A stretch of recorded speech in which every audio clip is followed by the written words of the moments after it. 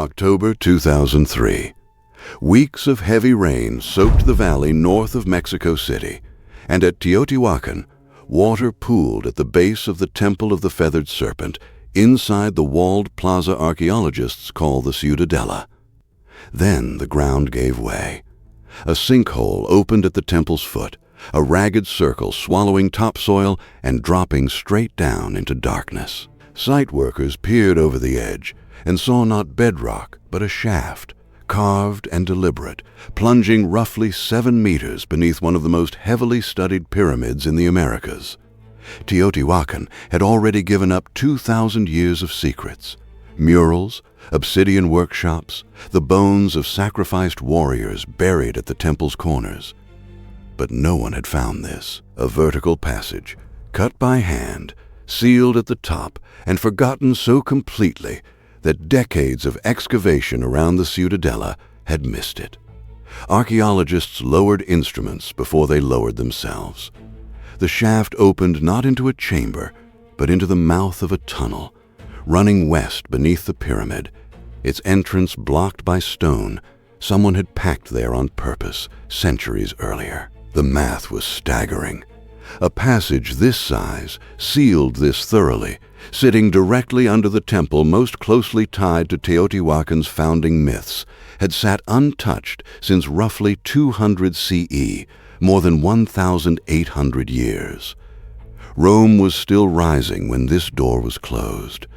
Whoever sealed it did not intend for it to be found again. For archaeologist Sergio Gomez, who would spend the next decade of his life on this excavation, the sinkhole was less an accident than an invitation. Something under the temple had been hidden with real effort, rubble packed floor to ceiling, the shaft itself concealed for nearly 2 millennia. Nobody builds a door like that to protect an empty room.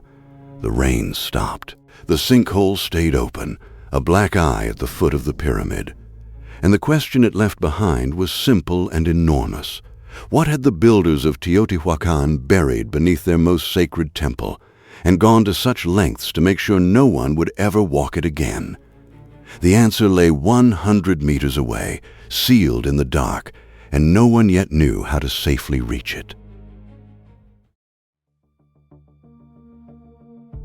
The sinkhole had opened a door, but no one was ready to walk through it.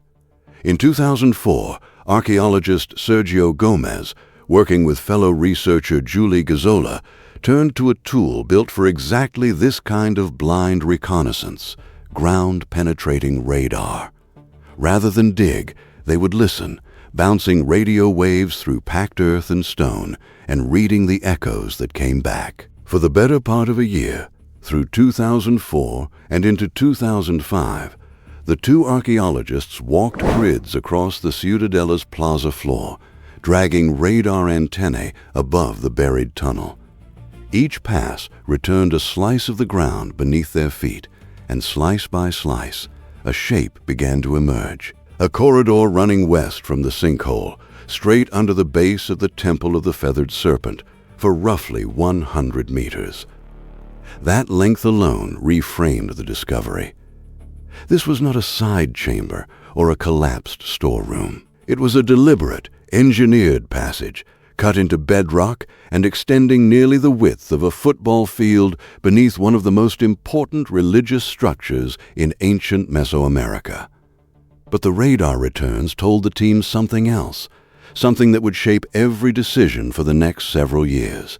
The tunnel was not empty. Scan after scan showed dents, irregular masses packed along its length, hundreds of tons of rock and rubble, deliberately hauled inside and piled floor to ceiling. Whoever built this passage had also gone to enormous effort to choke it shut from within. That was not the behavior of looters or later intruders. It was the signature of the original builders, sealing their own work, meter by meter, with a thoroughness that suggested the contents mattered enormously and were never meant to be disturbed. Gomez now had a map, but no way in. The rubble alone would take years of careful excavation to clear by hand. And beneath it, in a corridor cut into volcanic rock with no ventilation for 18 centuries, lay a second problem the radar could not solve. Nobody yet knew whether it was safe to breathe down there, let alone stand upright and dig. The problem was not just the rubble, it was the air. A passage sealed for 1,800 years inside volcanic rock could trap pockets of gas with no way to test for them until someone was already inside breathing it, and the corridor itself pinched down to spaces too narrow and too unstable for a person to move through safely. Sending an excavator down first was not caution, it was arithmetic. One wrong step in an unventilated shaft under tons of loose stone could kill. Every one of those risks had to be ruled out before a single archaeologist crawled through the opening. So the archaeologists did what the tunnel demanded. They sent a machine instead. Engineers built a low, wheeled robot small enough to fit through gaps a person could not, tough enough to survive rubble, dust, and whatever chemistry had accumulated in 18 centuries of sealed darkness. They named it after the Mesoamerican rain god associated with the Underworld and its waters, Tlaloc 2TC. In 2005, Tlaloc 2TC rolled off its launch point at the mouth of the tunnel and began crawling down the shaft on its own wheels, guided by cable from the surface. It carried no weapons and no drills, only instruments, an infrared camera to see through dust and low light, and a laser scanner to measure the passage meter by meter, building a three-dimensional map of a space no living person had entered since roughly 200 CE. Every meter the robot advanced was a meter the human team did not have to risk. It nosed through gaps in the rubble field, its scanner logging distances and angles, its camera recording the texture of carved walls that had not seen light since the Roman Empire was consolidating its provinces on the other side of the planet. Nobody expected spectacle from a survey robot.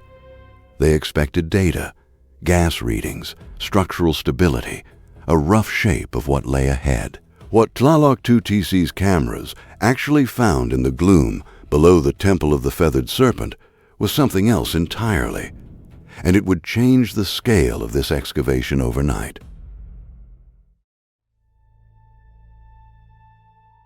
What came back over the cable was not a survey, it was a message. Tlaloc 2TC's infrared camera pushed through the dust and dark and found walls that were not raw bedrock at all, but carved stone, cut and shaped by hand along the tunnel's length. And scattered across the floor, half buried under rubble, its lights caught something else. Small, hard shapes throwing back a glint no natural stone produces. Nobody could yet say what those objects were from grainy robot footage relayed up a 100-meter cable. But the shapes were arranged, not scattered by chance, and they caught light in a way that suggested worked material, not raw debris. This was not an empty service corridor. Something had been placed here, deliberately, along the entire length of the passage, by people who expected it to stay hidden. Those images went to Mexico's National Institute of Anthropology and History, the government body that decides which excavations get funded and which wait their turn. A radar map was one kind of evidence. Video of carved walls and glinting artifacts sitting under a temple that had drawn archaeologists for a century was another kind entirely. Ein Atch approved full excavation of the tunnel. That approval did not mean digging could start immediately, and it did not mean digging would be fast. The rubble packed into the passage weighed an estimated 1,000 tons, all of it resting in a confined space where machinery could not operate, and every layer might sit directly on top of a fragile artifact. There was exactly one way to clear it without destroying whatever the robot's cameras had only glimpsed: by hand, on their knees, one bucket of stone at a time. In 2009, 4 years after the robot's first descent, Sergio Gomez and his team climbed down into the tunnel themselves and began removing rubble meter by meter, logging every layer as they went. It would take years, but within the first stretches of cleared passage, The objects the robots' cameras had only glimpsed in silhouette started coming up out of the dirt by the thousands. By the thousands, they came up out of the dirt. As Gomez's team cleared the packed rubble meter by meter through the tunnel, the floor beneath their hands turned out to be less a passage than a deliberate offering line, laid down before the builders ever sealed the door. Greenstone figurines emerged first, carved human forms in jade-toned stone, hundreds of them, packed among the fill as if scattered deliberately rather than dropped. Alongside them came obsidian blades, black volcanic glass napped to a razor edge, some finished as tools, others shaped into ceremonial points that had likely never cut anything at all. Painted pottery followed, vessels and sherds bearing pigment that had survived nearly 2,000 years in total darkness, their colors sealed by the very rubble that had entombed them. But the material that most puzzled the team was not stone or clay.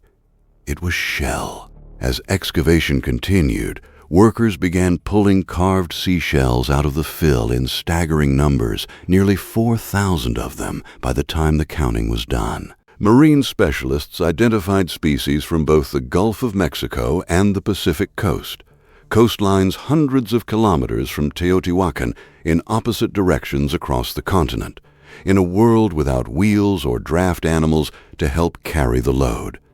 That detail mattered enormously. No river or trade route connects those two coastlines directly to the high central plateau where Teotihuacan sits. Every one of those nearly 4,000 shells had been carried, likely on human backs, across mountain passes and hundreds of kilometers of terrain, brought here specifically to be laid inside a tunnel that would then be sealed and hidden for 18 centuries. This was not debris, and it was not storage. Figurines, blades, painted vessels, and shells from opposite oceans did not end up together in a sealed passage by accident. They were placed with intention, offering by offering, along a route that led somewhere. And as Gomez's team pushed deeper past the offering line, the walls themselves began to change, catching torchlight in a way that had nothing to do with carved stone at all. Past the offerings of shell and stone, the tunnel narrows into what archaeologists call the most unsettling stretch of the entire passage. Embedded into the walls and ceiling here, excavators counted hundreds of pyrite and slate discs, each one, no larger than a coin, fitted into the stucco like scales on a serpent's back. Under torchlight, or under the beam of Tlalocan's own camera, the discs throw back scattered points of light, turning the low ceiling into something like a night sky pressed underground. Sergio Gomez's team believes the effect was deliberate, a chamber built not to be walked through quickly, but to be entered and made to shimmer, forcing anyone inside to stop and look up. Then, in 2015, came a discovery that made headlines worldwide. Excavators found pools of liquid mercury sitting directly on the tunnel floor, roughly 17 meters below the temple's base, near the passage's final stretch. Liquid mercury had never before been documented in this quantity at a Mesoamerican site. Producing it required roasting cinnabar ore at carefully controlled temperatures, a process demanding skill, time, and material likely hauled from mines hundreds of kilometers away. This was not an accident of geology. It was a deliberate act, requiring resources only a ruling elite could command and justify. Archaeologists have proposed the liquid metal was meant to evoke a river or a lake, gleaming and unnaturally still, the kind of feature later Mesoamerican traditions associate with the underworld. Aztec accounts, recorded centuries after Teotihuacan's collapse, describe subterranean realms containing rivers of quicksilver and lakes that mirrored the sky above. Whether Teotihuacan's builders held an identical belief is unprovable, but the placement is hard to read any other way. Mercury pooled in the tunnel's depths, pyrite stars fixed overhead, an entire passage engineered to feel like passing beneath the living world. No one knows how much Mercury once filled the space, or whether centuries of seismic shifts had already drained it before 2015. What survived was enough to rewrite assumptions. And past this glittering, poisoned threshold, the tunnel does not simply end. It opens into rooms unlike anything else along its length, chambers where the builders placed their most deliberate statement yet. At the tunnel's end, roughly 100 meters from the sinkhole where this excavation began, the passage widens into a cluster of chambers cut directly into the bedrock. It was here, in the final seasons of digging, that Sergio Gomez's team made their most striking find. 4 carved statues, sculpted from greenstone, standing close to a meter tall, dressed in the unmistakable trappings of Teotihuacan warriors.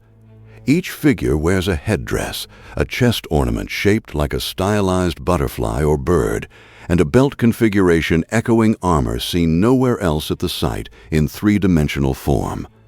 That last detail matters enormously. Teotihuacan left behind thousands of murals and painted vessels depicting warriors in this exact regalia, but archaeologists had never recovered sculpture rendered fully in the round showing it. The style matched no other statuary found anywhere else in the city, not in the Pyramid of the Sun, not in the residential compounds, not in any previously excavated tomb. Whoever carved these 4 figures worked from a visual vocabulary specific to this one buried chamber, as if the statues were made for this space alone and never meant to be seen again once the passage was sealed. The greenstone itself carries weight beyond craftsmanship. Across Mesoamerica, jade and other green stones were tied to water, fertility, and rulership, materials reserved for objects of the highest status. Positioning 4 such figures in the tunnel's deepest rooms, past thousands of lesser offerings, past the Mercury and the pyrite ceiling, suggests a hierarchy of sacredness built into the architecture itself. The passage got more precious, more symbolically loaded, the farther one descended.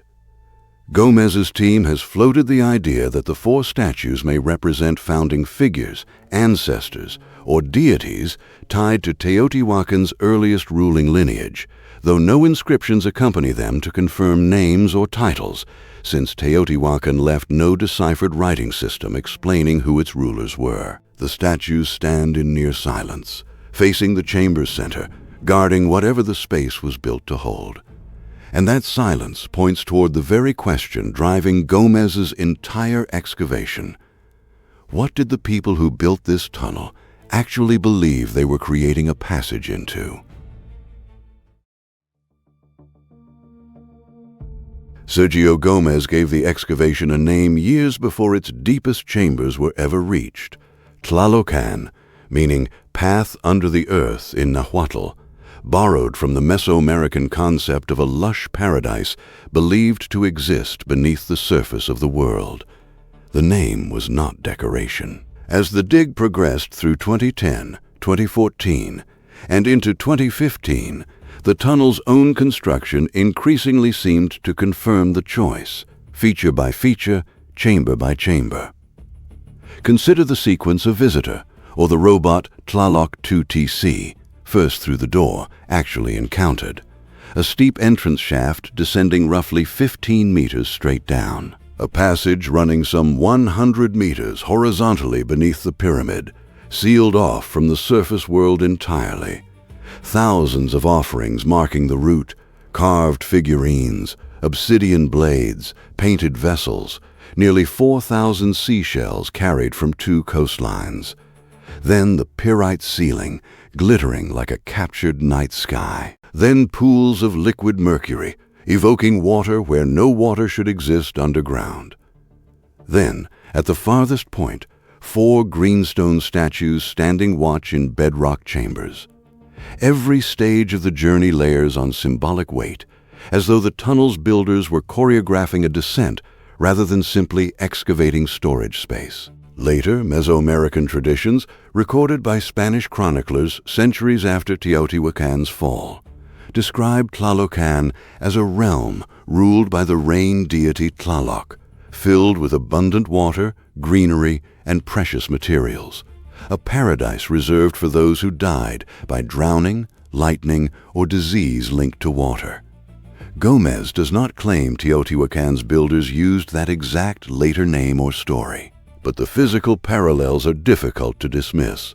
Water symbolism concentrated at the tunnel's depths, precious green stone reserved for its final rooms, an architecture of descent mirrored almost exactly in myths recorded more than 1,000 years afterward. If the tunnel was built as a symbolic underworld, carved by hand into solid rock roughly 1,800 years ago, it raises an obvious question that Gomez's excavation still cannot fully answer. Who was this underground paradise built for, and what were they meant to find waiting in its final rooms? After more than a decade of excavation, sifting through over 75,000 individual offerings pulled from 100 meters of sealed passage, Sergio Gomez's team has never found what many expected to find at a tunnel this elaborate: a royal burial. No confirmed skeleton, no named ruler, no inscribed tomb marks the chambers at the tunnel's end. For a project this costly, greenstone statues, thousands of imported seashells, roasted cinnabar transformed into pools of mercury, the absence is almost as loud as the discovery itself. That absence has forced archaeologists to reconsider what the tunnel actually was. Teotihuacan, unlike the Maya cities to the east, left behind no deciphered writing system and no dynastic king lists. Its rulers remain anonymous even in the city's grandest structures. The Pyramid of the Sun and the Pyramid of the Moon have each been probed for royal tombs, and neither has produced one. The tunnel beneath the Temple of the Feathered Serpent may follow the same pattern, a monument to power and cosmology built without placing a body inside it as its centerpiece. Gomez has proposed that the tunnel may have functioned less as a grave and more as a recreation, a space built to be entered ritually, perhaps repeatedly, by priests or rulers reenacting a journey into the realm the offerings evoke. The 4 greenstone statues in the final chambers, dressed as warriors but carved in a style unique to this space, may represent founding ancestors honored rather than buried, a symbolic lineage rather than physical remains. Radiocarbon dates place the tunnel's ceiling within a few centuries of the Ciudadella's construction, meaning whoever ordered it built did so near the height of Teotihuacan's power, roughly 1,800 years before the 2003 storm that reopened the shaft. What survives is not a name or a face, but an unmistakable architecture of intention, a passage that descends, glitters, pools with liquid metal, and ends in chambers built for figures rather than corpses. Every offering, every mineral, every carved stone points toward the same conclusion that Sergio Gomez reached after more than 10 years underground. This tunnel was a doorway to the underworld.